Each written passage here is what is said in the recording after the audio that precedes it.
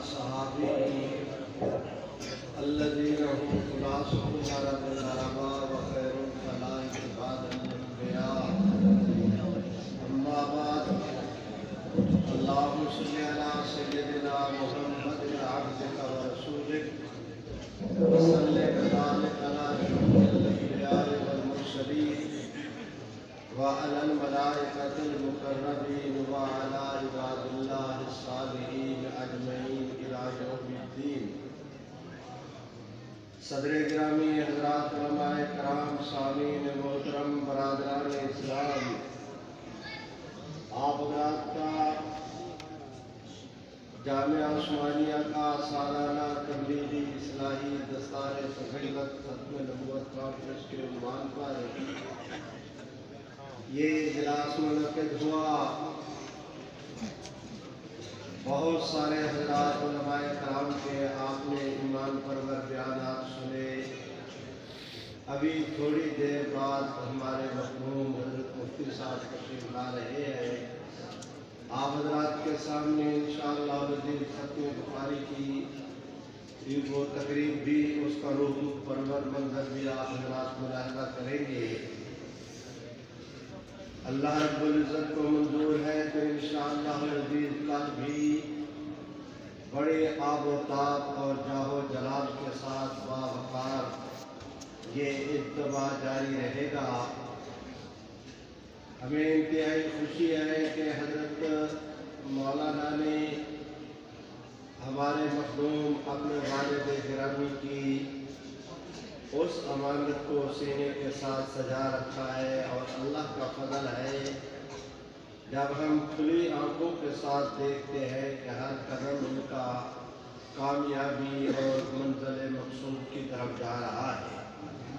اب تعالی شانہ اس ادارے کے فیوز اور برکات کو عام اور کام فرمائے. اس انتہائی مختصر تمہید کے بعد آج کی مجلس میں مجھ مسکین کے لیے کسی خاص عنوان پر تو گفتگو کرنا مشکل ہے. صرف ایک بات سے اپنی گفتگو کا آغاز کرتا ہوں، اور وعدہ رہا کہ میں نے لمبی گفتگو نہیں کرنی.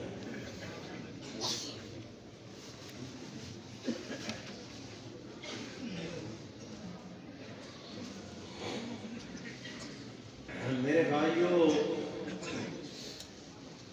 29 مئی کو چناب نگر کے ریلوے اسٹیشن پر قادیانیوں نے نشتر میڈیکل کالج کے طلباء کو مارا پیٹا زخمی کیا. کسی کی پیشانی پھٹی، کسی کا کان، کسی کا ناک، کسی کی کلائی مروڑی، کسی کی پسلی توڑی. غرض ہے کہ قادیانیوں نے ظلم اور ستم کی انتہا کر دی. اس وقت قومی اسمبلی سے باہر شیخ الاسلام حضرت مولانا سید محمد یوسف بن نوری، شیخ الاسلام حضرت مولانا محمد عبداللہ درخواستی، حضرت مولانا عبید اللہ انور، حافظ عبدالقادر روبڑی، علامہ احسان علی ظہیر، برادران مولانا عبدالستار خان نیازی، مولانا غلام علی اکاڑوی. غرض ہے کہ ایک بھرپور ہماری دینی قیادت قومی اسمبلی سے باہر موجود تھی، اور قومی اسمبلی میں مفکر اسلام حضرت مولانا مفتی محمود، حضرت مولانا عبداللہ کا کوڑا خٹک والے، حضرت مولانا صدر شہید حضرت مولانا غلام غوث ہزاروی، حضرت مولانا عبدالحکیم، مولانا عبدالمصطفیٰ اظہری. غرض ہے کہ قومی اسمبلی کے اندر اور باہر حق تعالی شانہ نے اتنی بھاری بھرکم ہماری دینی قیادت کو اس وقت یہ موقع میسر کیا کہ وہ رحمت عالم کی ختم نبوت کے تحفظ کے حوالے سے اپنا کردار ادا کر سکے. 1953 کی تحریک ختم نبوت میں قادیانیوں نے سازش یہ کی تھی کہ شور کوٹ کا قادیانی احمد پرسیال کا چوک سرور شہید کا قادیانی ملہو موڑ، ڈھنکا جامعہ محمدی کا چنیوٹ اب ظاہر ہے کہ اگر ایک آمد پرسیاب سے قادیانی یہاں مسلمانوں کے جلوس میں شریک ہوا تو شور کوٹ کے مسلمانوں کو کیا پتا کہ یہ کون ہے؟ جان بوجھ کر قادیانی جلوسوں میں شریک ہوتے، جگہ بدل کر، اور وہ روڑے پھینکتے، پتھراؤ کرتے ہماری پولیس آگے سے گولیاں داغتی، مسلمانوں کا نقصان ہوتا اور قادیانی فتنہ فساد میں امت کو مبتلا کر کے خود محفوظ چلے جاتے۔ نتیجہ یہ ہوا کہ ہماری پرامن جد و جہد کو، مجھے نہیں پتا کہ آپ حضرات میری بات کے ساتھ اتفاق کریں گے یا نہیں، مجھے وہ بات نہیں کہنی کہ جس سے آپ کے ہمدردی حاصل کروں۔ دیانت کا تقاضا یہ ہے کہ مجھے وہ بات کرنی چاہیے جو آپ حضرات کے فائدے کی ہو، اور وہ یہ کہ دنیا کے اندر کوئی تحریک تشدد کی کبھی بھی کامیاب نہیں ہوتی، چاہے وہ آسمانوں میں کیوں نہ اڑتے پھرے، بالآخر وہ ناکامی کا انہیں منہ دیکھنا پڑتا ہے۔ تحریکیں وہی کامیاب ہوتی ہیں جو پرامن جد و جہد کے تحت بالکل بس یوں سمجھے کہ ہم تحریکوں میں یزید کا کردار نہیں ادا کرنا چاہیے، حسین کا کردار ادا کرنا چاہیے۔ میرے بھائیوں، میں گزارش کرتا ہوں 1953 کے اس خطرناک نتیجے کے طور پر 1974 میں آپ حضرات کی دینی قیادت نے بڑی بیدار لفظی کے ساتھ یہ فیصلہ کیا، اور میرے بھائیوں میں درخواست کرتا ہوں، اس آدمی نے میرے نبی علیہ السلام کو گالی دی ہے، میں اسے اپنے دروازے پر نہیں آنے دیتا۔ اس نے میرے نبی علیہ السلام کی اہانت کی ہے، میں اس کے دروازے پر نہیں جاتا۔ لیے پھرتے ہیں جو اور اس کے چارٹر کو، اگر دنیا کے کچھ حقوق ہے تو میرا بھی کوئی حق ہے، میں نہیں جاتا۔ دنیا کا کون سا قانون ہے جو مجھے مجبور کرے کہ تم حضور کے دشمن کے دروازے پر ضرور جاؤ؟ دنیا کا کون سا قانون ہے جو مجھے کہے کہ تم گستاخ رسول کو اپنے ہاں مہمان بناؤ؟ آپ حضرات کی قیادت نے یہی فیصلہ کیا کہ ہماری کوئی کسی کے ساتھ لڑائی نہیں، ہم اپنی پرامن جد و جہد کو جاری رکھیں گے، اور صرف یہ کہ کوئی قادیانی مسلمانوں کے ہاں نہ آئے اور کوئی مسلمان قادیانیوں کے ہاں نہ جائے۔ آپ حضرات کے شور کوٹ کی ایک بازار میں اگر 100 دکان مسلمانوں کی ہے اور ایک قادیانی کی، ایک ہفتہ تک اس کے ہاں نہ کوئی آئے نہ جائے، ایسی صورتحال پیدا ہوئی کہ قادیانی تلملا اٹھے، بخلا اٹھے، اور چیخنے چلانے پر وہ مجبور ہو گئے۔ میرے بھائیوں، میں درخواست کرتا ہوں، سٹیج نہیں ہے، سپیکر نہیں ہے، پینا فلیکس نہیں ہے، پبلک نہیں ہے، خطیب کو نہیں بلایا، سٹیج سیکٹری موجود نہیں، کوئی درخواست نہیں، کوئی منظوری کا چکر نہیں، کوئی ڈھڈورا نہیں پیٹا، کوئی اعلان نہیں کیا، بس ہر نماز کے بعد امام ادھر سلام پھیرا، ادھر امام صاحب کھڑے ہو گئے کہ حضور علیہ السلام آخری نبی ہیں، آپ کے بعد جو نبوت کا دعویٰ کرے وہ اور اس کے ماننے والے مسلمان نہیں، قادیانیوں کا اسلام سے کوئی تعلق نہیں، ختم نبوت زندہ باد۔ 1 منٹ میں وہ 4 جملے کہتا اور اس کا نتیجہ یہ نکلتا، سبحان اللہ تو کہو، اور بلند آواز سے کراچی سے لے کر خیبر تک 1 پیسہ اضافی خرچ کیے بغیر بلا مبالغہ لاکھوں خانہ خدا میں کروڑوں مسلمانوں تک دن کے 5 وقت میں حضور کی ختم نبوت کا آپ کے اکابر نے پیغام پہنچانا شروع کیا۔ لاؤ اس کی کوئی مثال پوری دنیا کی تحریکوں میں میں تسلیم کرتا ہوں۔ جناب بھٹو صاحب ہمارے انٹرنیشنل فیم کے آدمی تھے، وہ ہمارے ملک کے وزیر اعظم تھے۔ کہتے ہیں حسن وہ جس کا سوکن کو بھی اعتراف ہو۔ میں تسلیم کرتا ہوں وہ بیدار مرد قائد تھا، محب وطن، قومی رہنما۔ انہوں نے جس وقت دیکھا کہ حضرات علماء کرام نے بہت ہی پرامن جد و جہد کے ذریعے دھیمے دھیمے اپنے رفتار سے کانفرنس کو شروع کیا، اور اگر یہ حضرات چاہیں تو ایک سال بھی اپنی تحریک کو لمبا کریں، ان کے لیے کوئی مشکل نہیں۔ وہ سمجھ گئے کہ جو بات مجھے سال کے بعد ماننی ہے، اچھا ہے کہ مجھے آج ہی مان لینی چاہیے تاکہ معاملہ ختم ہو۔ میرے بھائیوں، چنانچہ 29 مئی کو وقوع ہوا تھا۔ جناب یکم جون کے ابتدا میں وفاقی بجٹ قومی اسمبلی میں پیش ہوا۔ ان حالات اور واقعات گرد و پیش کا اندازہ کرنے کے بعد جناب بھٹو صاحب نے اعلان کیا کہ نیشنل اسمبلی وفاقی بجٹ منظور کرے، اس کے فوراً بعد ہم قادیانی ایشو کو قومی اسمبلی کے سپرد کریں گے۔ میرے بھائیوں، آج جناب ذوالفقار بھٹو نے اعلان کیا، شام کو ریڈیو پر اعلان ہوا، قادیانیوں کو اپنے پیروں تلوں سے زمین کھسکتی نظر آئی، مرتے کیا نہ کرتے۔ انہوں نے نہ آؤ دیکھا نہ تو دیکھا، ایک درخواست لکھی۔ پرائم منسٹر، وفاقی لا منسٹر اور نیشنل اسمبلی کے سیکرٹری جنرل، 3 آدمیوں کے نام ایک درخواست روانہ کی۔ جناب اگلے دن جناب بھٹو صاحب کی میز پر قادیانیوں کی درخواست دھری تھی۔ انہوں نے دیکھا، ان کے سامنے مشکل یہ تھی کہ پتہ نہیں ہمارے حضرات علماء کرام بطور فریق کے اپنے سامنے قادیانیوں کو بیٹھنے کی اجازت بھی دیں گے یا نہیں۔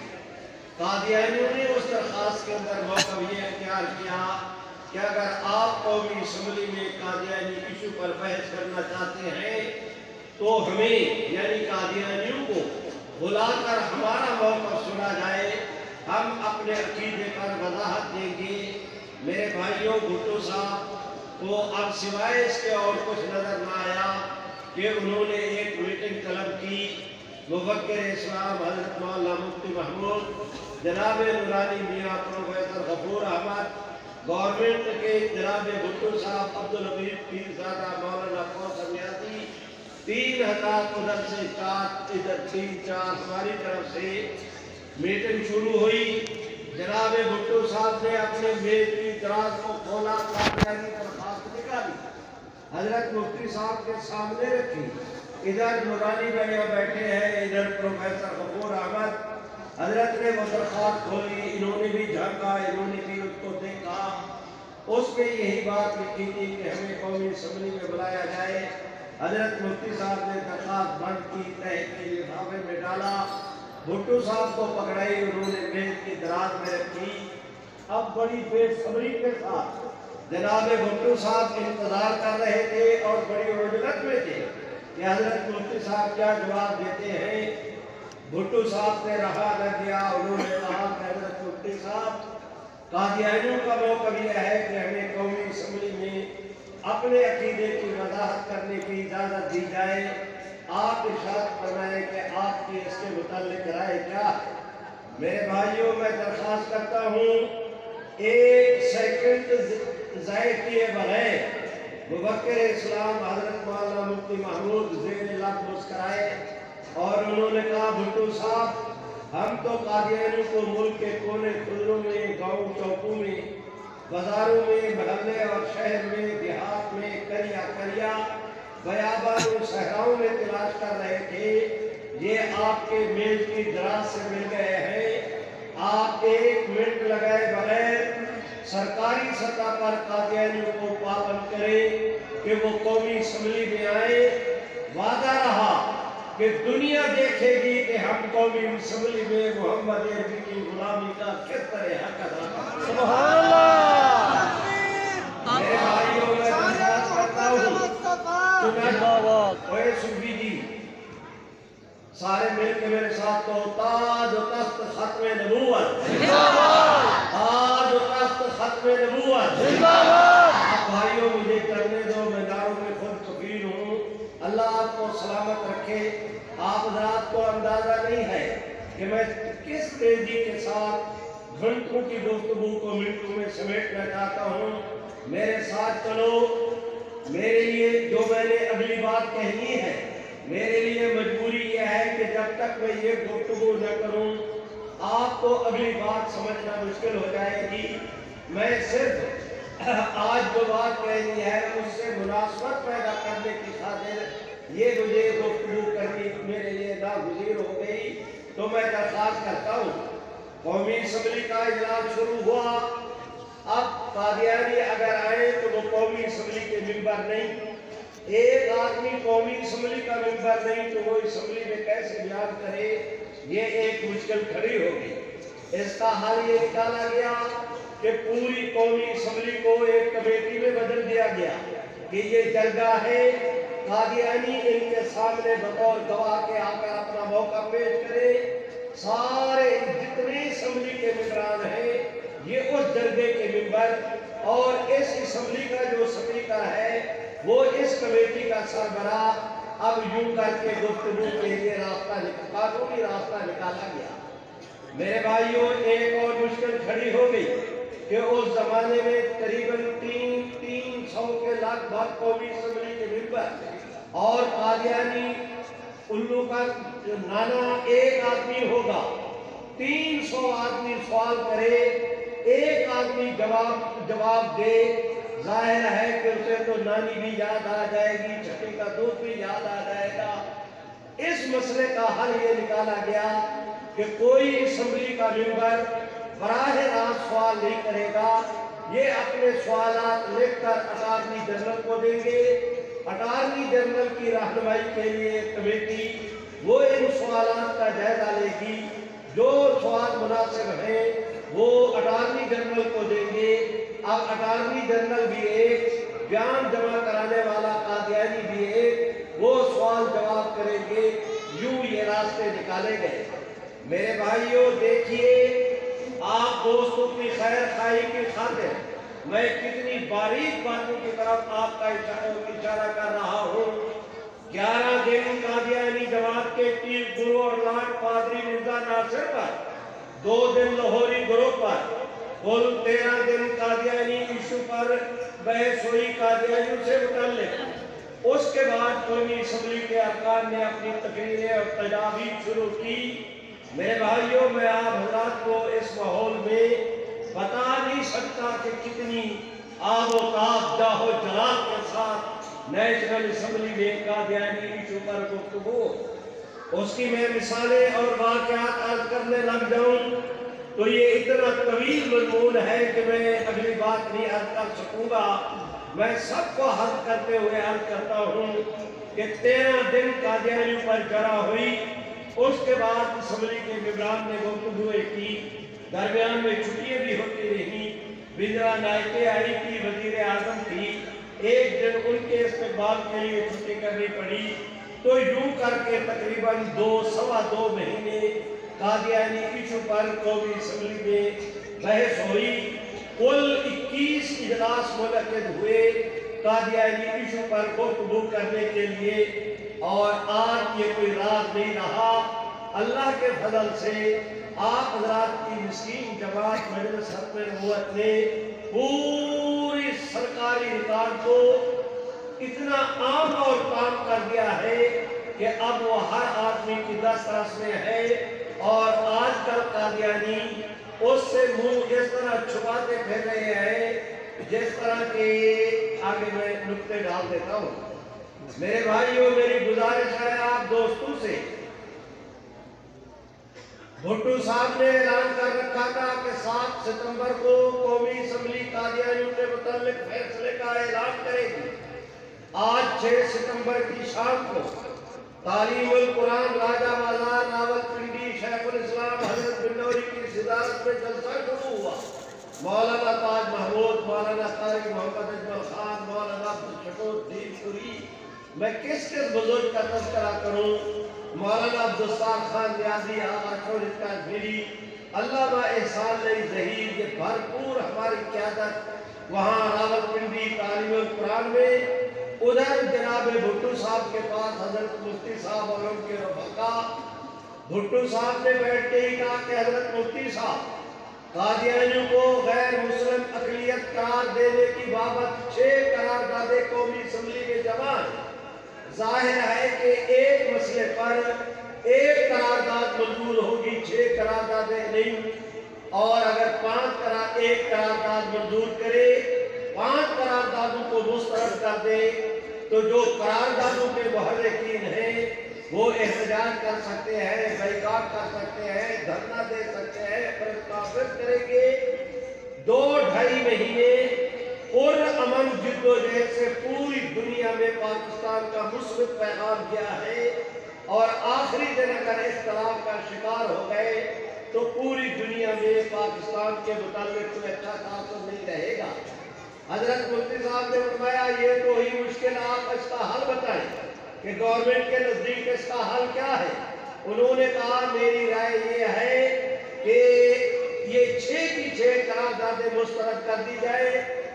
ایک قرارداد آج آپ اور میں ابھی بیٹھ کر مرتب کرتے ہیں، نہ وہ گورنمنٹ کی طرف سے پیش ہو، نہ اپوزیشن کی طرف سے، بلکہ پوری اسمبلی کے ممبران کی طرف سے نمائندگی کرتے ہوئے وفاقی وزیر قانون قرارداد پیش کرے، تاکہ کینیڈیٹ کا سوال بھی کھڑا نہ ہو، وہ قرارداد پیش کرے، اپوزیشن کی طرف سے حضرت مفتی صاحب تائید کر دے، ساری قوم اسمبلی کے ممبران سے ووٹنگ کرا دی جائے، ادھر فیصلہ ہو، ادھر پوری دنیا میں گونجے نام محمد عربی کا۔ میرے بھائیوں، یہ سننے کے بعد حضرت مفتی صاحب نے کہا بھٹو صاحب، ہم زمینی حقائق سے انکار نہیں کرتے، آپ کی بات کے ساتھ 100% اتفاق ہے کہ ایک ایشو پر ایک قرارداد آئے گی، 6 نہیں، لیکن یہ کام آپ کو پہلے کر لینا چاہیے تھا، صبح فیصلہ کرنا ہے، ابھی قرارداد نہیں مرتب نہیں ہوئی۔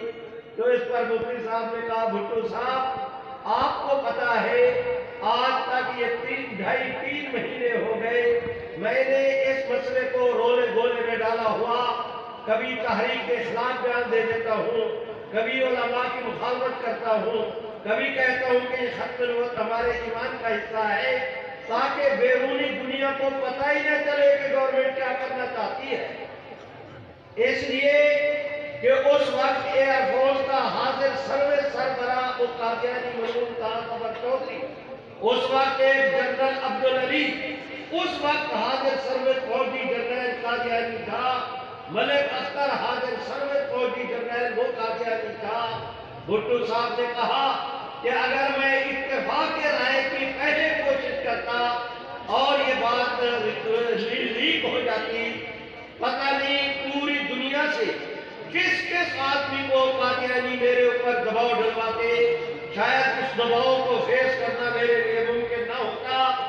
آج رات ہے، کل فیصلہ ہونا ہے، آپ اور میں ابھی قرارداد مرتب کریں گے، میں آپ کو حل دوں گا، آپ مجھے حل دیں گے کہ فیصلے تک کسی کو پتہ نہ چلے کہ ہم نے کیا طے کیا ہے۔ کل ادھر سبحان اللہ نہیں کہتے، کل ادھر قرارداد پیش ہو، ادھر منظوری ہو، ختم نبوت زندہ باد میں پورا ملک گونج اٹھے۔ میرے بھائیوں، حضرت مفتی صاحب نے کہا بھٹو صاحب میں شکر گزار ہوں، آپ نے بہت اچھا سوچا، بسم اللہ کریں۔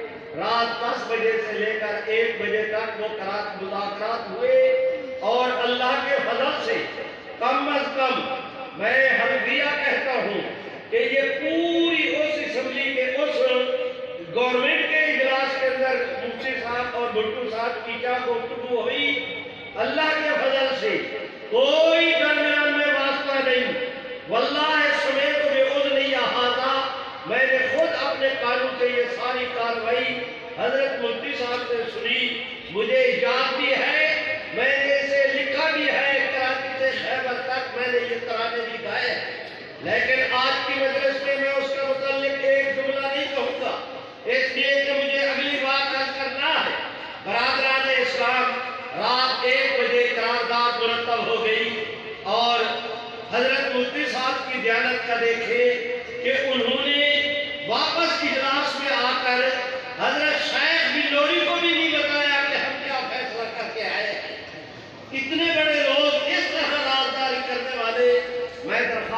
ہوں آج 7 ستمبر ہے۔ بھٹو صاحب نے کوشش کی کراچی سے خیبر تک تمام ڈی سی صاحبان کو کہہ کے قومی اسمبلی کے ممبران کو پابند کیا گیا۔ میری بات کسی پہ گراں گزرے، میری بلا سے بوم بسے کے ہوا رہے، میں نے حق اور سچ کی بات ضرور کرنی ہے۔ پاکستان کا آئین اتنا متفقہ نہیں ہے جتنی ختم نبوت سے متعلق قانون سازی متفقہ طور پر ہوئی تھی۔ ایک اسمبلی کا ممبر غیر حاضر نہیں تھا۔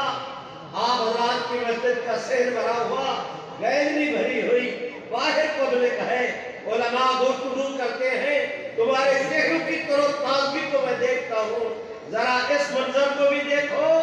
اور آج پوری اسمبلی محمد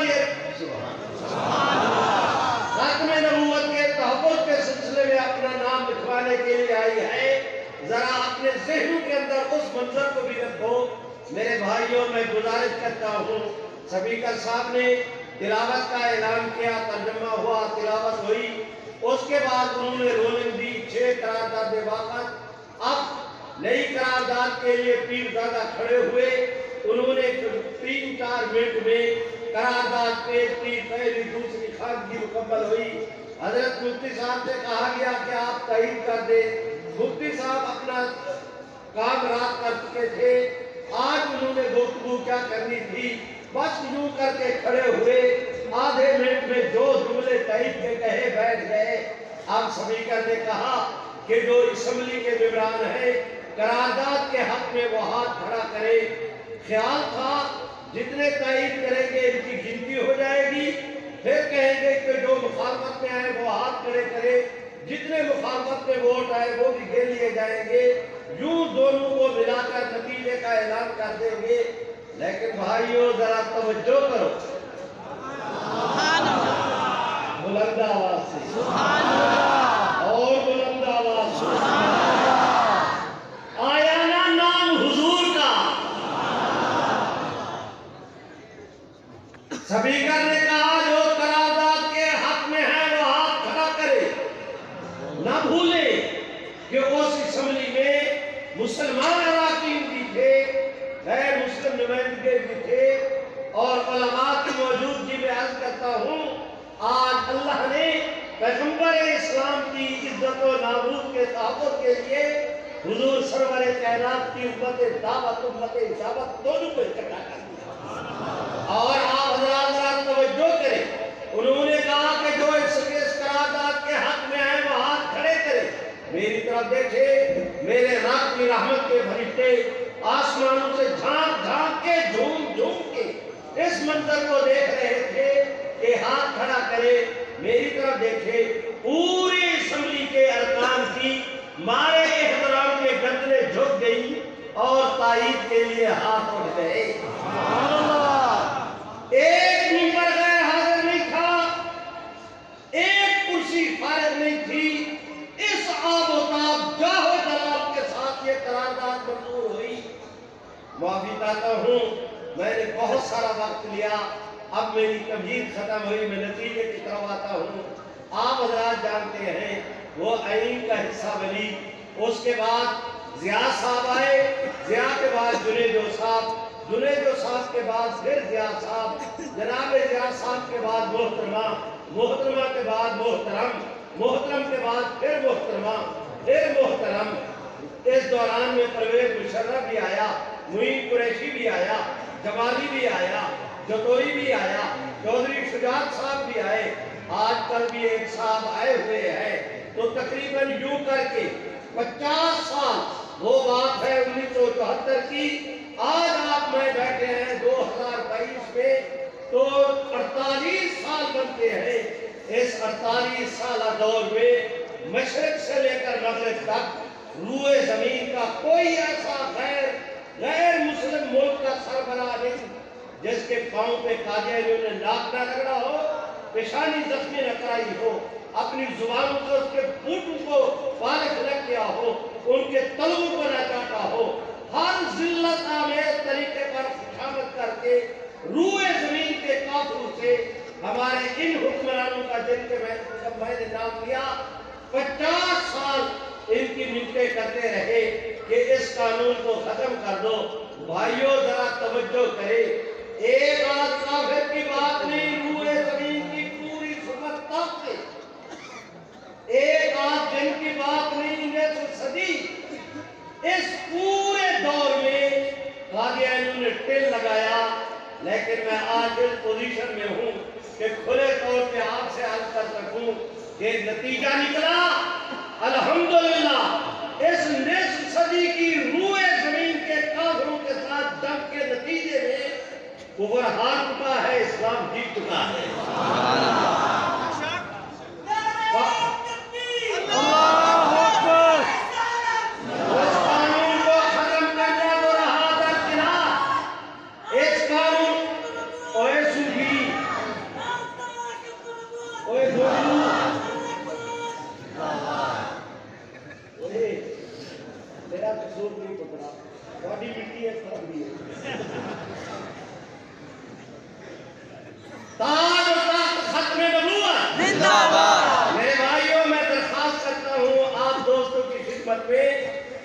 یا نعرہ لگایا نہ کرو یا دستبردار نہ ہوا کرو۔ آپ کے بزرگوں نے جو کہا تھا رب محمد کی قسم خواب میں بھی اچھا کسی کے ساتھ مستقل کیا۔ کوئی کرنے کی بات میرے ساتھ کہو یا تاج و تخت ختم نبوت زندہ باد۔ میرے بھائیوں میں گزارش کرتا ہوں، آج تک کوئی ناکالال اس قانون میں تبدیلی نہیں کر سکا۔ ہمیں پتا چلا آج سے کچھ عرصہ پہلے کہ یورپی یونین نے اپنی اسمبلی میں قرارداد منظور کی کہ پاکستان گورنمنٹ کو کہا جائے کہ تحفظ ناموں سے رسالت کے قانون کو ختم کرے، عقیدہ ختم نبوت کے قانون پر نظر ثانی کرے۔ ہمیں کھٹکا ہوا، ہم چونکے، ہمارا ماتھا ٹھنکا کہ ہمارے حکمران ڈالوں کی خاطر اپنی قوم کے بچوں کو گرفتار کراتے ہیں، خود بمبارمنٹ کرتے ہیں اپنی رعایا پر۔ آسیہ مسیح کو ٹرمپ کے کہنے پہ موجودہ گورنمنٹ نے رہا کیا اور ٹرمپ کے ساتھ جا کر واشنگٹن میں سینہ تان کے کریڈل لینے کی کوشش کی کہ میں واحد آدمی ہوں، آپ کے کہنے پر میں آسیہ مسیح کو رہا کر کے آیا۔ کوئی اور وزیر اعظم ہوتا ایسا نہ کرتا، یہ میں ہی کر سکتا تھا۔ جس وقت یہ پوزیشن ہو، ہمیں للچے کی کیفیت طاری ہوئی۔ خدا بندہ اگر باہر کی دنیا نے کہہ دیا کہ تمہیں ڈالر تک ملیں گے کہ پہلے قانون میں ترمیم کرو، کہیں یہ ظالم ترمیم کرنے کے لیے آمادہ نہ ہو جائے۔ اب میرے بھائیوں، آپ میری برہ پنچایت، میں آپ کا مسافر بھائی، آپ حضرات سے میں پوچھتا ہوں، اس موقع پر جب یہ خدشات پیدا ہو گئے، ہمیں چپ رہنا چاہیے تھا یا بولنا چاہیے تھا؟ بولنا چاہیے تھا۔ تم خوب آدمی ہو، مجھے کہتے ہو بولنا چاہیے تھا، تم خود نہیں بولتے، تم بھی تو بولو۔ ہمیں چپ رہنا چاہیے تھا یا بولنا چاہیے تھا؟ بولنا چاہیے تھا۔ اور بلند آواز سے بولنا چاہیے تھا۔ ہم بولے بہادروں کی طرح بولے، ایسے بولے کہ اپنے ریکارڈ کو خود توڑا ہم نے۔ سنے ادھر یہ خدشہ پیدا ہوا، حضرت مولانا فضل الرحمان، حضرت شیخ الاسلام مولانا محمد تقی عثمانی اپنے مکاتب فکر کی تمام تر جماعتوں کے ساتھ باہمی مشاورت کی، دوسرے مسالک کے دوستوں کو اعتماد میں لیا اور اللہ کا نام لے کر 6 ستمبر کو لیاقت باد راولپنڈی میں کانفرنس کا اعلان کیا۔ دریائے جہلم کے مشرقی کنارے سے لے کر پشاور تک، پالا ڈھاکہ سے لے کر ٹوبا ٹیک سے چکوال تک 250-300 کلومیٹر کا ایریا ہم نے کانفرنس شروع کی۔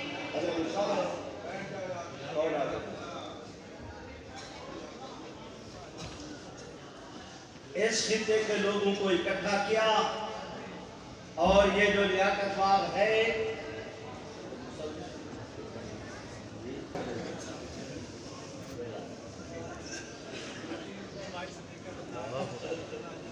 میرے بھائیوں، میری درخواست سنو،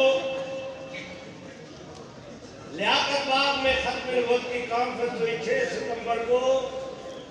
اتنا بڑا گراؤنڈ ہے کہ لاکھوں آدمیوں کے بغیر وہ بھرتا نہیں. اور میں حلفاً کہتا ہوں کہ جتنی خلق خدا پنڈال کے اندر تھی اس سے 2 گنا سڑکوں پر رہتی. 7 ستمبر کی شام کو مینار پاکستان لاہور میں دریائے جہلم کے مشرقی کنارے سے لے کر وہ گنڈا سنگھ تک، گنڈا سنگھ سے دیوال پور اور دیوال پور سے لے کر توبے تک اس خلق خدا کو یہاں لاہور میں جمع کیا. حضرت مفتی صاحب دامت برکاتہم تشریف فرما ہے. میرے محترم اور قائد، میں درخواست کرتا ہوں، رات کو جس وقت سٹیج پر گئے دائیں بھی دیکھا بائیں بھی دیکھا سامنے بھی دیکھا، رب محمد کی قسم ہماری نظریں تھک کر واپس آ جاتی تھی. انسانوں کے سمندر کا، انسانوں کے سروں کے سمندر کا آخری کنارہ نظر نہیں آتا تھا. 7 اکتوبر کو ملتان کی کانفرنس کا اعلان کیا گیا. میں گزارش کرتا ہوں، بہاولپور، ملتان، ڈیرہ غازی خان 3 ڈویژن کو اکٹھا کیا اور جس کانفرنس ہوئی اس پورے خطے کا ایک شیخ الحدیث ایسے نہیں تھا جو سٹیج پر موجود نہ ہو. اس پورے خطے کی تمام خانقاہوں کا ایک سجادہ نشین ایسے نہیں تھا جو موجود نہ ہو.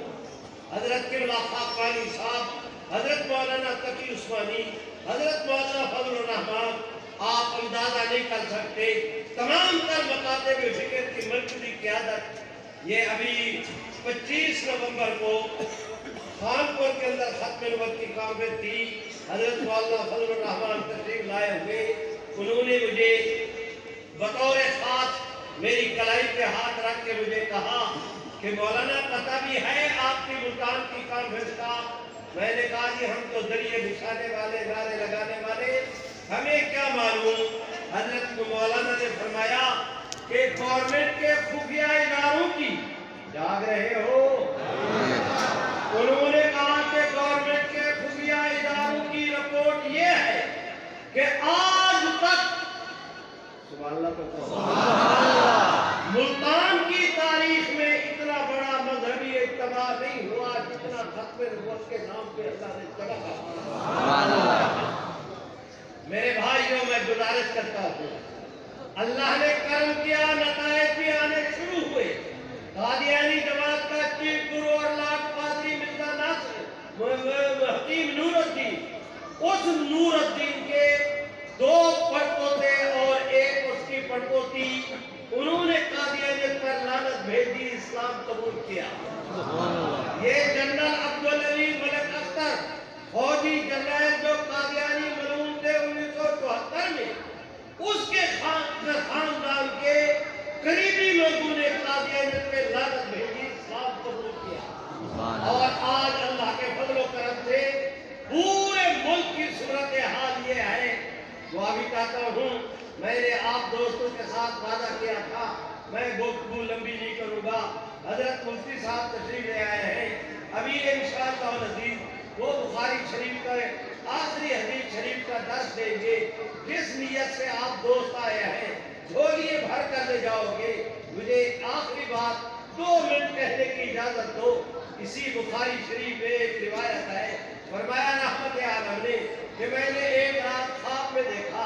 امام بخاری کہتے ہیں رویل انبیاء وحیٌ، رحمت عالم فرماتے ہیں میں نے خواب میں دیکھا کہ مجھے 2 سونے کے کنگن پہنائے گئے. اب ظاہر ہے مرد کے لیے سونے کا استعمال جائز نہیں. اس کی تعبیر یہی ہوگی کہ کوئی امر مکروہ امت کو پیش آنے والا ہے.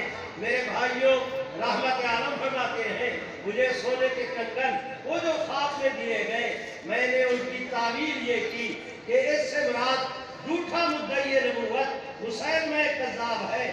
دوسرے کنگن سے مراد جھوٹا مدعی نبوت اسود انسی ہے.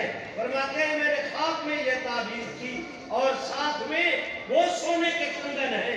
حضور فرماتے ہیں سبحان اللہ تو کہو زور سے. حضور فرماتے ہیں میں نے پھونکا مارا، اللہ نے دونوں کنگن غائب کر دیے، ایسے اڑ گئے. اور لوگوں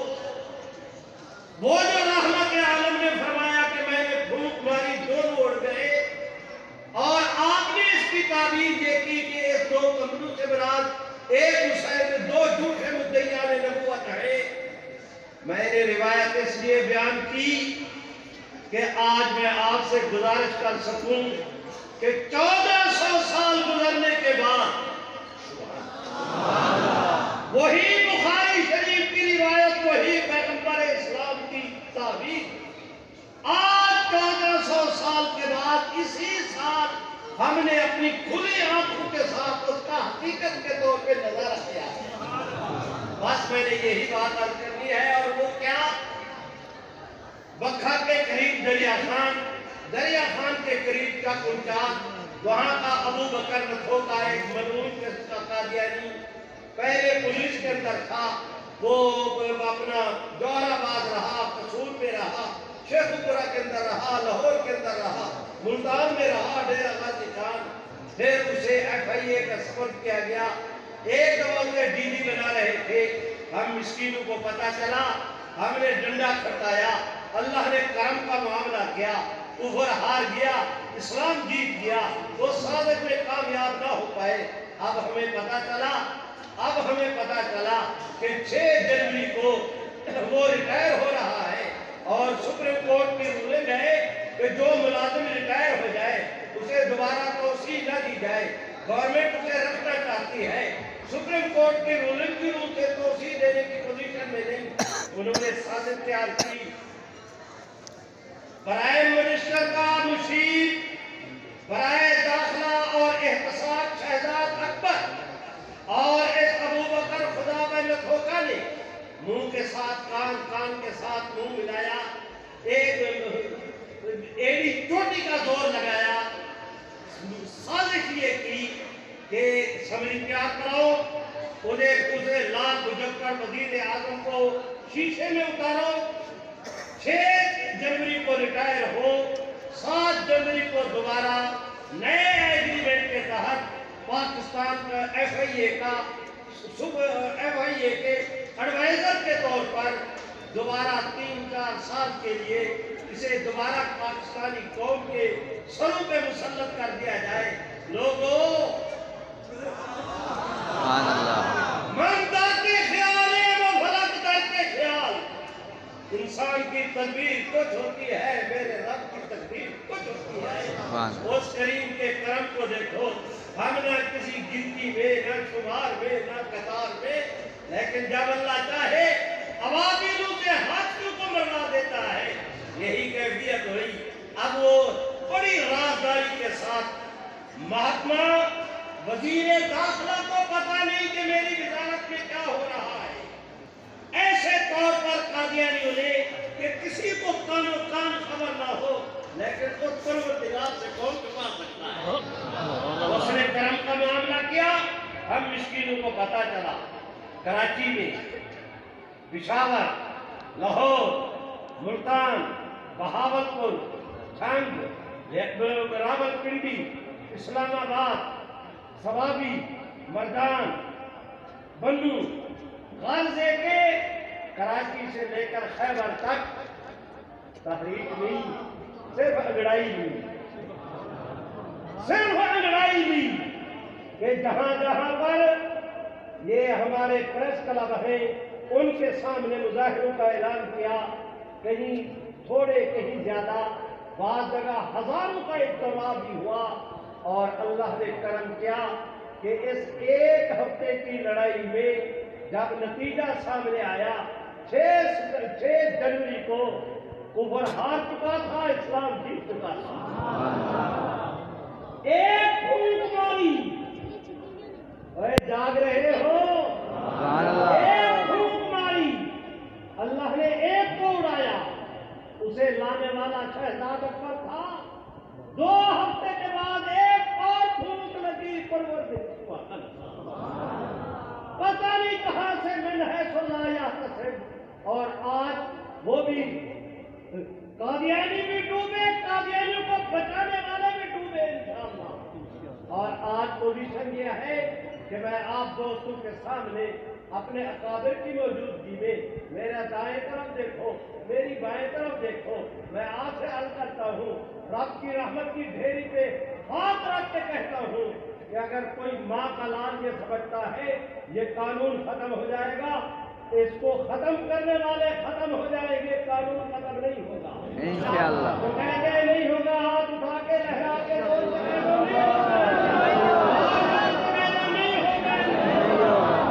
اور اگر کسی کو ہے شوق، اور اگر کسی کو ہے شوق تو پھر انتظار کاہے کی؟ میدان بھی موجود، گھوڑا بھی موجود، سوار بھی موجود، شاہ سوار بھی موجود۔ جو کل ہونا ہے آج ہو جائے، جو آج ہونا ہے ابھی ہو جائے، لیکن کبھی نہ بھولو تمہیں اپنی طاقت پہ ناز ہے تو ہمیں محمد کی غلامی پہ ناز ہے۔ انشاءاللہ قیامت کی صبح تک پاکستان رہے گا، آپ بھی مل کے کہنے رہے گا انشاءاللہ۔ یہ قانون مملکت بھی رہے گی، ملت بھی رہے گی، امت بھی رہے گی، محمد عربی کی ختم نبوت بھی رہے گی۔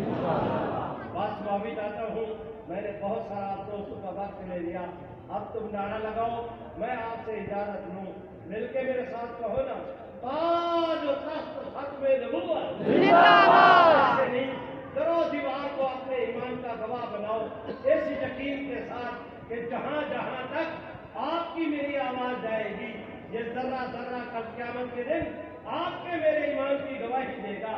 کہو نا میرے ساتھ، تاج و تخت ختم نبوت، تاج و تخت ختم نبوت۔